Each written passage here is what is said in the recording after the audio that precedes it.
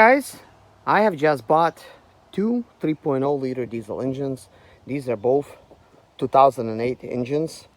This one is locked up and this one is not. This one's got a little knock in it. So the 2012 Sprinter that I have with a 3.0, the answer is now more clear. I'm going to go for the easiest solution and just swap it out with the 2008 engine, or rebuild the 2012 engine. One of those two. But goal is to swap this 2008 in and just call it a day. I'm going to be inspecting it for any kind of shavings in the oil pan, because I really don't know why it's knocking, so that would be interesting to see.